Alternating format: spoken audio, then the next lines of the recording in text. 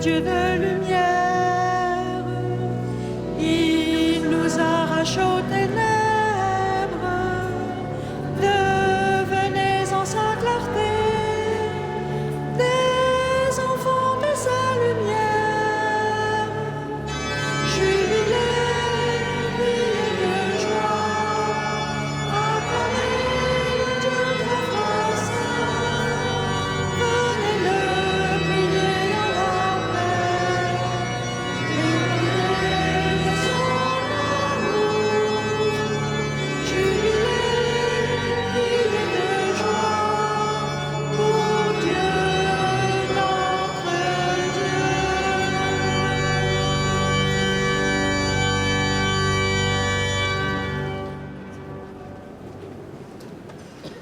Au nom du Père et du Fils et du Saint-Esprit. Amen.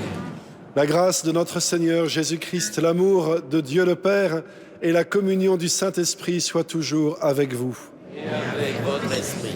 Frères et sœurs, en communion avec le cardinal 23 qui est hospitalisé ces jours-ci et qui n'a donc pas pu se retrouver au milieu de vous pour célébrer l'Eucharistie du Seigneur, nous pouvons entrer ensemble dans la joie de cette rencontre, de cette prière, de cette présence, en nous laissant accueillir par quelques mots de Saint Vincent de Paul que le Père Ponsard, aumônier des équipes Saint-Vincent pour notre pays, eh bien, va maintenant lire pour nous.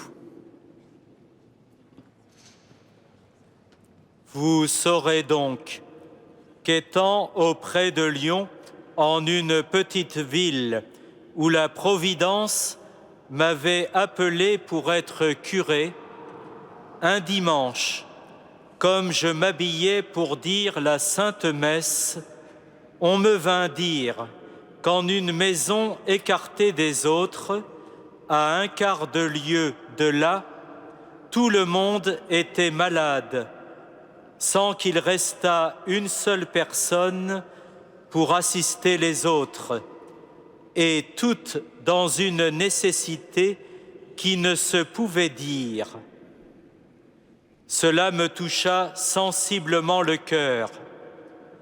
Je ne manquai pas de les recommander au prône avec affection, et Dieu, touchant le cœur de ceux qui m'écoutaient, fit qu'ils se trouvèrent tous émus de compassion pour ces pauvres affligés. L'après-dîner, il se fit assembler chez une bonne demoiselle de la ville pour voir quel secours on leur pourrait donner, et chacun se trouva disposé à les aller voir et consoler de ses paroles et aider de son pouvoir. Après vêpres, je me mis en chemin d'y aller. Nous rencontrâmes sur le chemin des femmes qui nous devançaient et un peu plus avant, d'autres qui revenaient. Enfin, il y en avait tant que vous eussiez dit des processions. Je proposais à toutes ces bonnes personnes que la charité avait animées à se transporter là, de se cotiser chacune une journée pour faire le pot, non seulement pour cela, mais pour ceux qui viendraient après. C'est le premier lieu où la charité a été établie.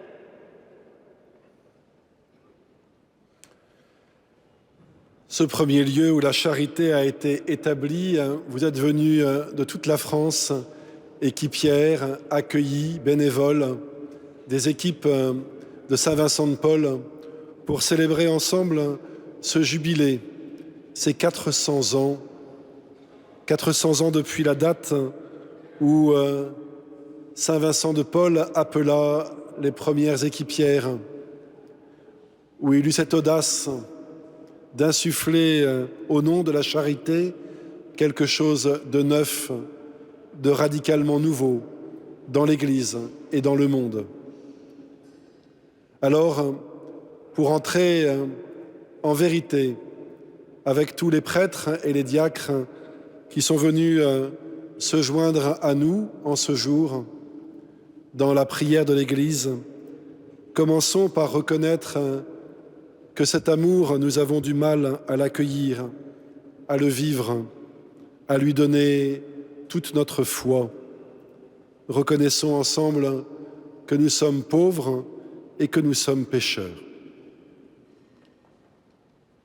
Je confesse à Dieu Tout-Puissant, je reconnais devant mes frères que j'ai péché en pensée, en parole, par action, par omission.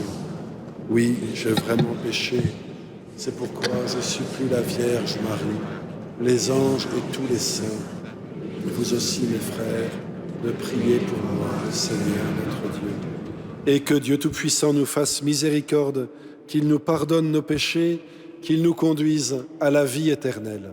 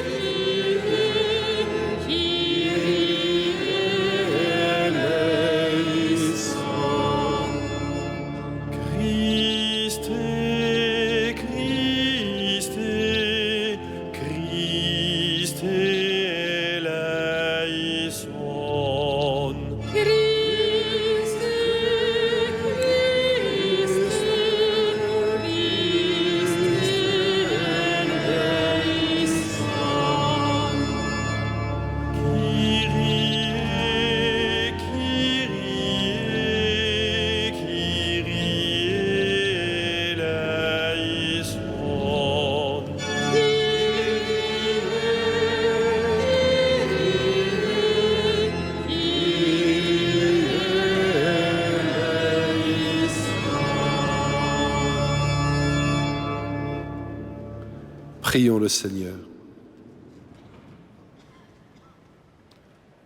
Seigneur, regarde avec bienveillance ton peuple qui cherche à mieux te servir, tandis qu'en nous imposant des privations, nous maîtrisons notre corps. Permets qu'en agissant selon le bien, nous obtenions un esprit nouveau par Jésus-Christ, ton Fils bien-aimé, qui vit et règne avec toi dans l'unité du Saint-Esprit, maintenant et pour les siècles des siècles.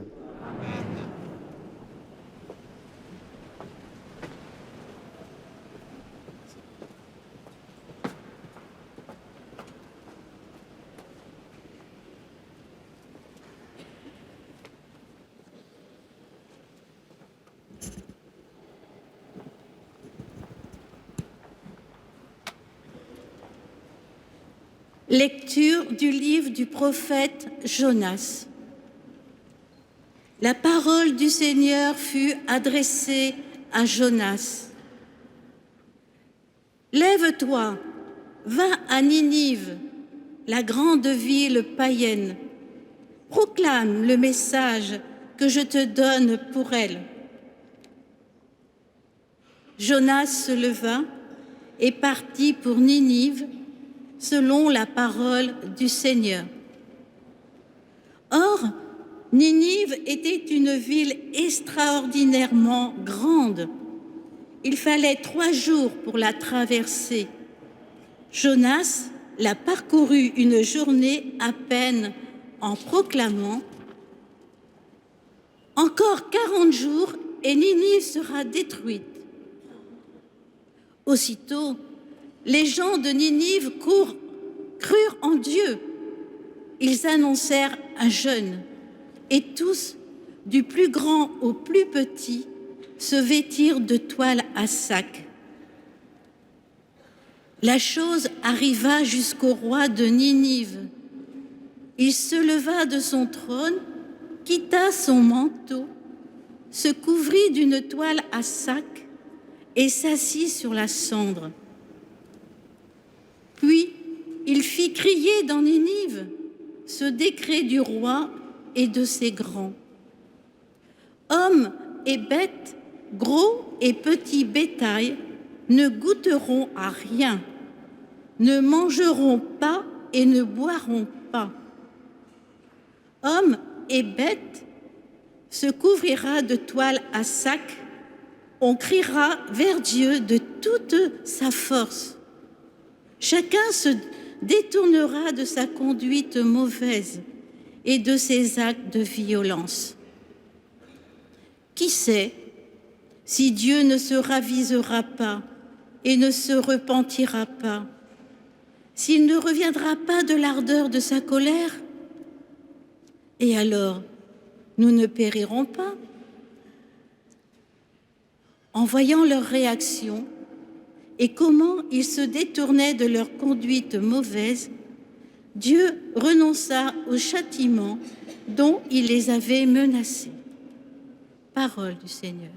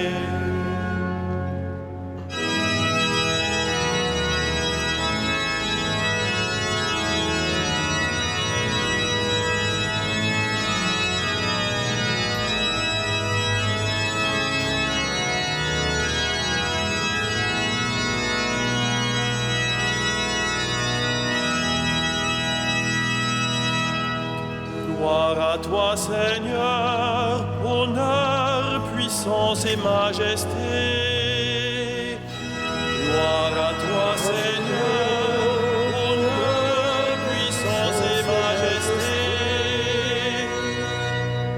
Maintenant, dit le Seigneur, revenez à moi de tout votre cœur, car je suis tendre et miséricordieux. Gloire à toi, Seigneur, honneur, puissance et majesté.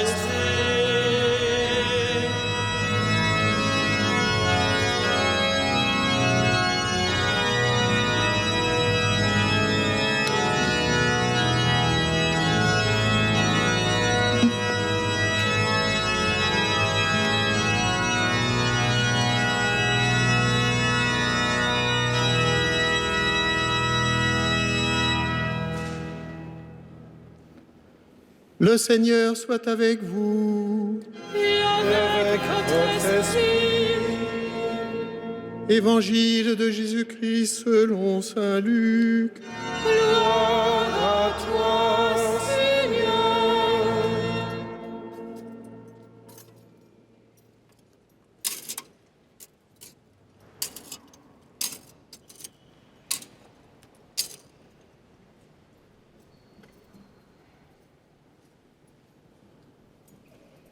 En ce temps-là, comme les foules s'amassaient, Jésus se mit à dire : « Cette génération est une génération mauvaise. Elle cherche un signe, mais en fait de signe, il ne lui sera donné que le signe de Jonas.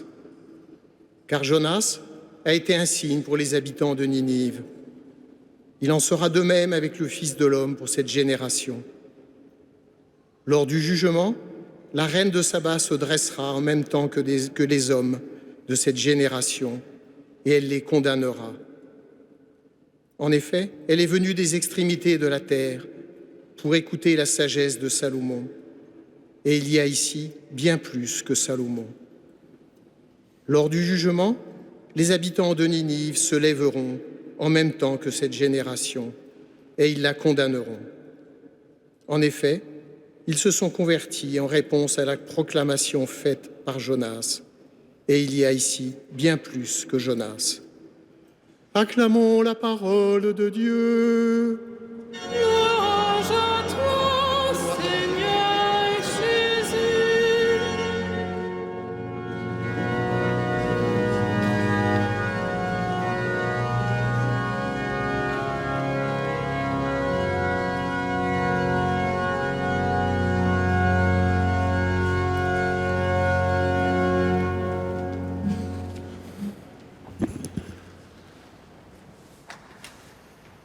Chers amis, il peut paraître étrange en ce jour si particulier pour vous toutes qui êtes ici de recevoir comme visage celui du prophète Jonas, ce prophète râleur et maugréant. Que peut-il donc évoquer pour vous qui, dans les équipes Saint-Vincent de Paul, succédez à ces femmes qui un jour furent appelées par lui, non seulement à s'organiser en association, ce qui était, il y a 400 ans, proprement révolutionnaire, mais en plus d'être elles-mêmes responsables de cette association. Oui, qu'est-ce qu'un prophète comme Jonas peut bien évoquer pour celles qui aujourd'hui œuvrent au nom de la charité et ont reçu cette mission si particulière et si essentielle d'être laïcs, ministres de la charité du Christ pour leurs frères.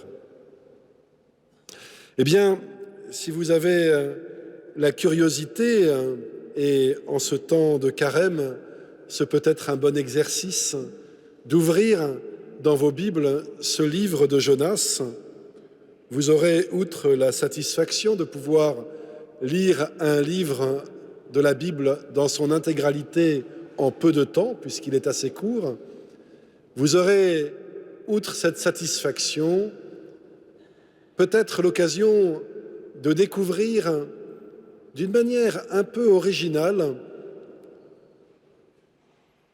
comment la charité, précisément, cette charité qui vous réunit, comment elle opère dans le cœur de celui que Dieu appelle et comment, à partir de ce cœur, de ce pauvre cœur, de ce simple cœur d'homme, la charité produit des miracles et des événements que nul ni personne ne pouvait imaginer. Ainsi, cette lecture nous en donne l'occasion. Voilà que Jonas, appelé par Dieu à franchir les mers pour gagner cette grande ville païenne de Ninive, voilà qu'après avoir cherché à partir à l'opposé de là où Dieu l'appelait, se fait rattraper, si l'on peut dire, par la tempête et par ce monstre dans le ventre duquel il va rester avant d'être recraché sur les rivages de Ninive. Voilà qu'alors Dieu à nouveau prend le temps de lui parler avec patience, comme il l'a déjà fait, et bien que Jonas n'ait pas d'abord voulu lui prêter l'oreille et l'attention requise. Voilà que Dieu, encore une fois, parle à nouveau à Jonas, encore une fois, renouvelle son appel, encore une fois, sans se décourager, l'envoie vers Ninive. Et voilà que la parole de Dieu, mystérieusement, accomplit dans le cœur du prophète son œuvre. Voilà que cette parole, c'est-à-dire l'expression même de la charité de Dieu, vient convertir un peu plus le cœur pourtant endurci et peureux de Jonas. Et le voilà parti, traversant cette grande ville, proclamant une parole que Dieu lui a donnée. Et même si la parole qu'il proclame va sans doute être un peu plus dure et un peu plus violente que celle que Dieu lui avait inspirée, malgré les déformations que Jonas va apporter à cette parole reçue de Dieu, voilà que cette parole, malgré tout, porte du fruit. Et qu'en l'entendant, les habitants se convertissent, du plus petit au plus puissant, du plus grand au plus humble. Tous, sans exception, jusque les bêtes, chacune, chacun, tourne son cœur vers Dieu. Ainsi donc, cette parole de Dieu, dans laquelle Jonas a mis tant de difficultés à accorder foi, cette parole de Dieu à laquelle Jonas a mis tant de temps à ouvrir sa vie, cette parole de Dieu tellement déformée par les peurs, les préjugés, les lâchetés de son prophète, voilà que cette parole de Dieu, à travers toutes ses faiblesses, toutes ces misères, elle porte du fruit. Eh bien cela, chers amis, doit être pour nous d'abord la source d'un grand réconfort. Oui, l'appel que Dieu nous lance à être dans le monde les ministres de sa charité, l'appel que le Christ vient faire naître en nos cœurs dès lors que nous découvrons son visage et que nous découvrons qu'il est présent dans nos frères et dans nos frères les plus humbles de manière privilégiée. Cet appel-là, quelles que soient les résistances que nous lui apportions, quelle que soit la faiblesse de notre réponse, cet appel-là, il agit en nous et il nous transforme. Il nous transforme sans nous brutaliser. Il nous transforme au rythme de l'amour de Dieu pour nous, c'est-à-dire au rythme que nos vies peuvent porter, supporter, accepter, vivre. Oui, nous devons construire sur cette certitude notre mission et nos projets. La parole que Dieu nous adresse ne reste pas en nous sans effet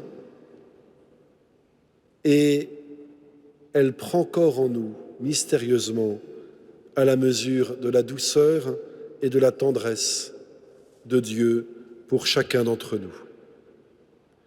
Et nous voilà, vous voilà, aujourd'hui autour de ce visage de Saint Vincent de Paul et de toutes celles qui, au cours des siècles, ont reconnu à travers ce visage celui du Christ qui nous appelle à nous incliner devant le plus petit, à vénérer le plus pauvre, parce qu'il est le lieu où Dieu vient révéler en nous tout l'amour dont il veut que nous soyons capables.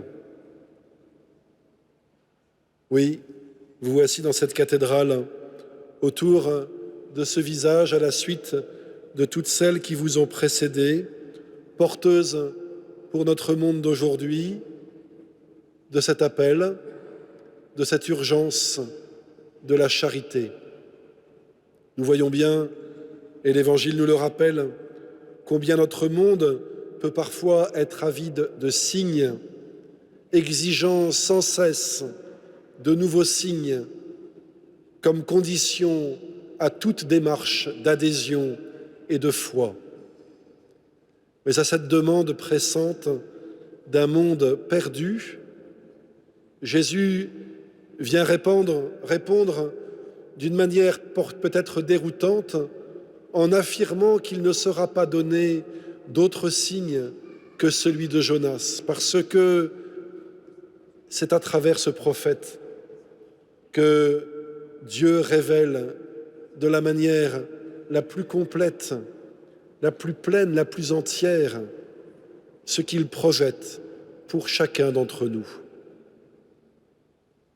Vous voici invités non pas à reproduire ce signe de Jonas, mais à accepter qu'il puisse en vous s'accomplir et se présenter, en laissant chaque jour davantage cette parole d'un Dieu qui vous appelle prendre chair dans votre chair,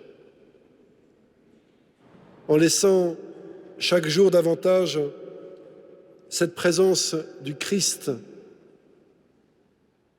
transfigurer votre existence et transfigurer celle de ceux auxquels vous êtes envoyés.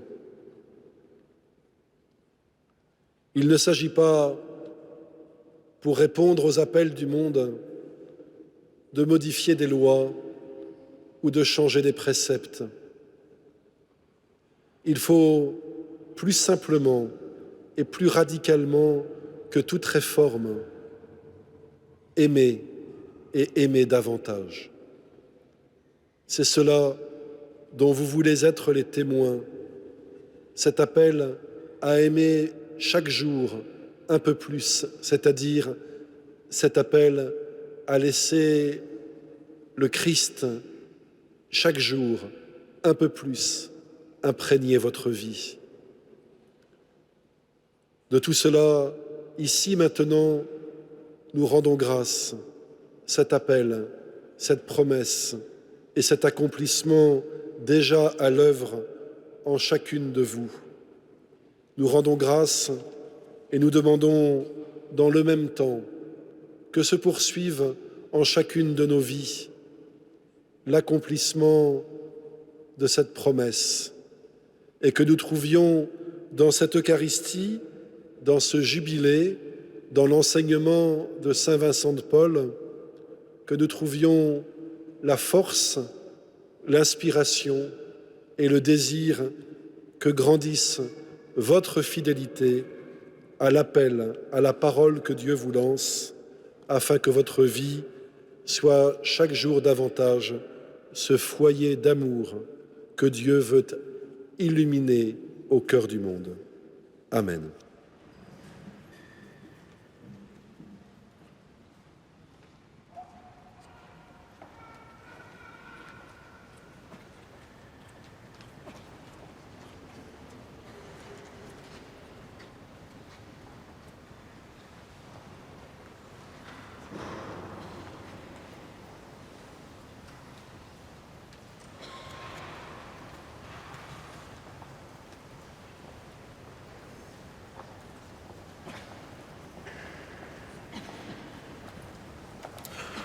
Présentons au Seigneur les intentions de notre prière.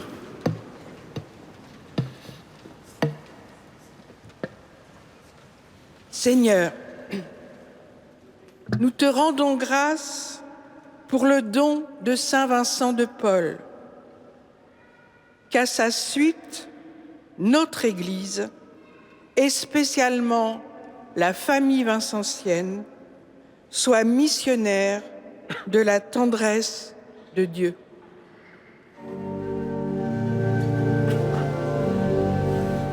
Kyrie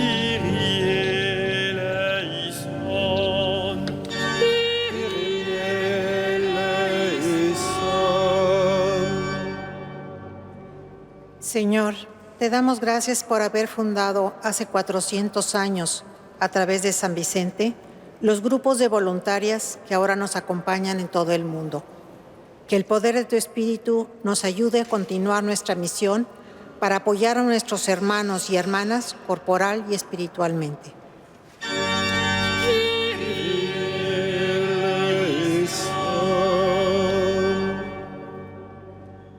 Lord, we entrust in you people we meet and welcome all over the world.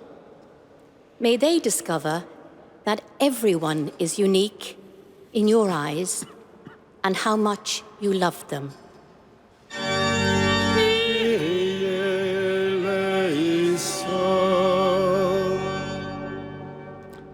Seigneur, toi qui connais toutes les prières, au plus intime de nos cœurs, daigne avec celles qui viennent d'être maintenant prononcées, les exaucer par l'intercession de Saint Vincent de Paul. Nous te le demandons par Jésus, le Christ, notre Seigneur. Amen.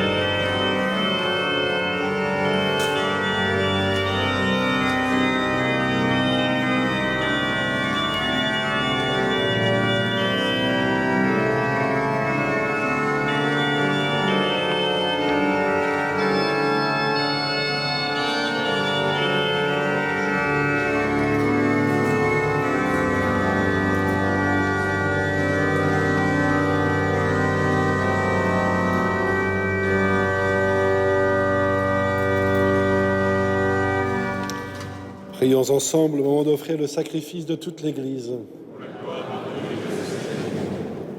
Seigneur notre Dieu, nous te présentons les biens que tu nous donnes pour qu'ils te soient consacrés, en devenant pour nous un sacrement qu'il nous apporte l'éternelle guérison par Jésus le Christ, notre Seigneur. Le Seigneur soit avec vous. Et avec votre esprit, Élevons notre cœur. nous le tournons vers le Seigneur. Rendons grâce au Seigneur notre Dieu. Cela est juste et bon. Vraiment, il est juste et bon de te rendre gloire, de t'offrir notre action de grâce toujours et en tout lieu. À toi, Père très saint, Dieu éternel et tout-puissant, par le Christ notre Seigneur.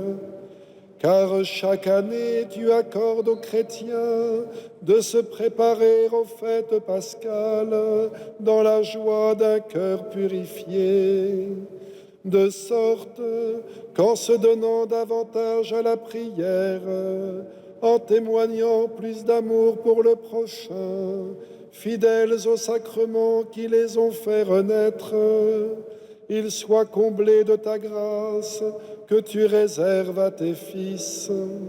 C'est pourquoi, avec les anges et les archanges, avec les puissances d'en haut et tous les esprits bienheureux, nous chantons l'hymne de ta gloire et sans fin nous proclamons.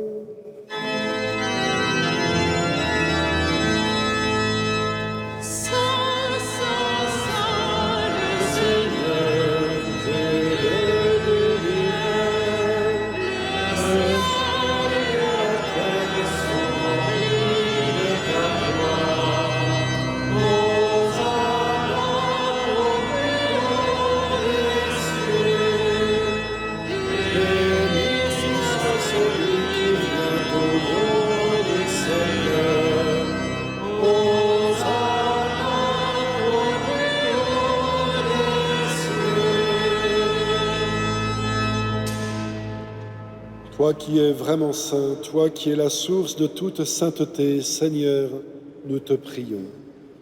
Sanctifie ces offrandes en répandant sur elles ton esprit, qu'elles deviennent pour nous le corps et le sang de Jésus le Christ, notre Seigneur.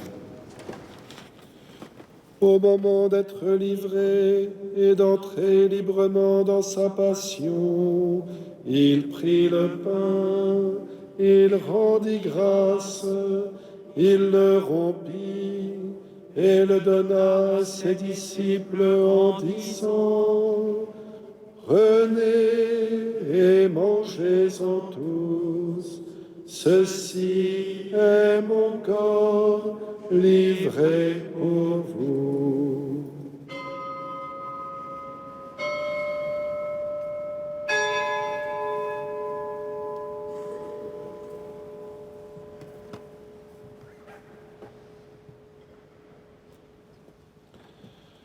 De même, à la fin du repas, il prit la coupe. De nouveau, il rendit grâce et la donna à ses disciples en disant : Prenez et buvez-en tous, car ceci est la coupe de mon sang, le sang de l'alliance nouvelle et éternelle, qui sera versé pour vous et pour la multitude en rémission des péchés. Vous ferez cela en mémoire de moi.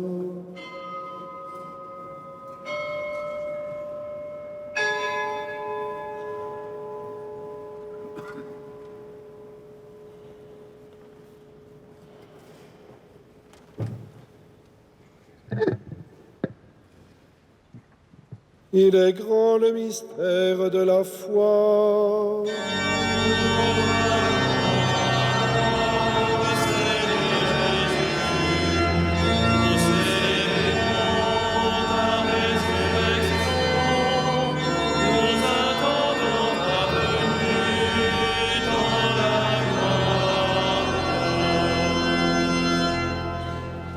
Faisant ici mémoire de la mort et de la résurrection de ton Fils, nous t'offrons, Seigneur, le pain de la vie et la coupe du salut, et nous te rendons grâce, car tu nous as choisis pour servir en ta présence.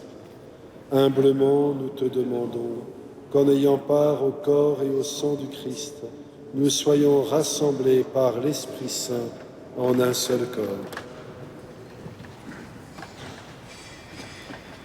Souviens-toi, Seigneur, de ton Église répandue à travers le monde. Fais-la grandir dans ta charité avec le pape François, notre archevêque André, ses auxiliaires et tous ceux qui ont la charge de ton peuple. Souviens-toi aussi de nos frères qui se sont endormis dans l'espérance de la résurrection et de tous les hommes qui ont quitté cette vie. Reçois-les dans ta lumière auprès de toi. Sur nous tous, enfin, nous implorons ta bonté. Permets qu'avec la Vierge Marie, la bienheureuse Mère de Dieu, Saint Joseph, son époux, avec les apôtres, Saint Vincent de Paul, Sainte Louise de Marillac et les saints de tous les temps qui ont vécu dans ton amitié, nous ayons part à la vie éternelle et que nous chantions ta louange par Jésus-Christ, ton Fils bien-aimé.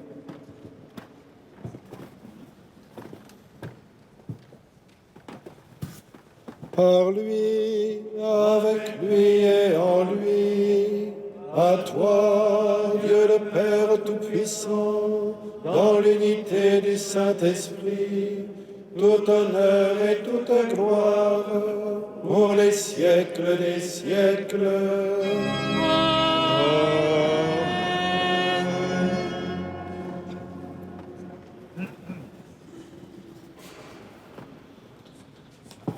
Comme nous l'avons reçu du Seigneur et selon son commandement, nous osons dire « Notre Père, qui es aux cieux, que ton nom soit sanctifié, que ton règne vienne, que ta volonté soit faite sur la terre comme au ciel.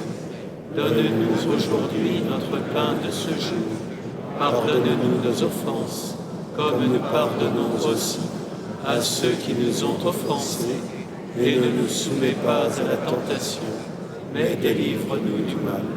Délivre-nous de tout mal, Seigneur, et donne la paix à notre temps. Par ta miséricorde, rends-nous libres devant le péché. Rassure-nous devant les épreuves. En cette vie où nous espérons le bonheur que tu promets, l'avènement de Jésus-Christ, notre Sauveur. Car c'est à toi qu'appartiennent le règne, la puissance et la gloire, pour les siècles des siècles. Seigneur Jésus-Christ, tu as dit à tes apôtres, je vous laisse la paix, je vous donne ma paix. Ne regarde pas nos péchés, mais la foi de ton Église. Pour que ta volonté s'accomplisse, donne-lui toujours cette paix et conduis-la vers l'unité parfaite, toi qui règnes pour les siècles des siècles. Amen. Et que la paix du Seigneur soit toujours avec vous. Et avec votre esprit.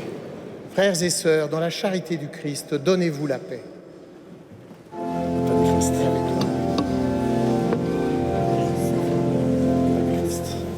Agneau de Dieu qui enlève les péchés du monde, Aie pitié de nous.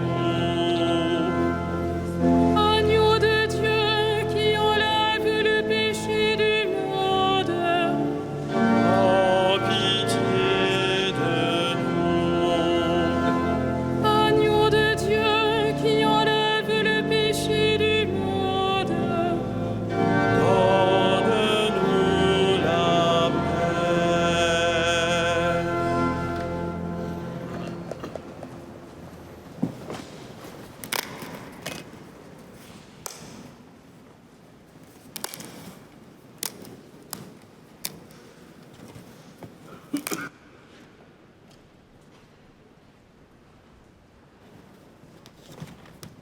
Heureux les invités au repas du Seigneur. Voici l'agneau de Dieu qui enlève le péché du monde.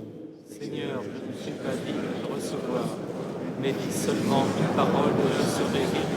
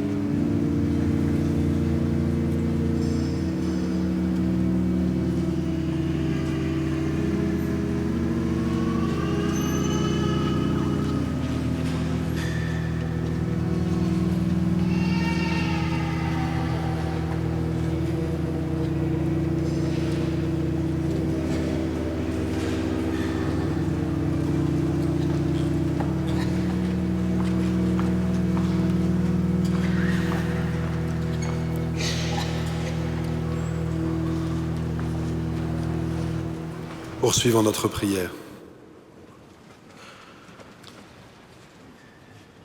Seigneur, tu ne cesses jamais de nous proposer les sacrements qui soutiennent nos forces. Fais que cette nourriture nous donne la vie éternelle par Jésus le Christ, notre Seigneur. Amen. Le Seigneur soit avec vous. Et avec vos esprits. Et que Dieu Tout-Puissant vous bénisse, le Père, le Fils et le Saint-Esprit. Allez dans la paix du Christ.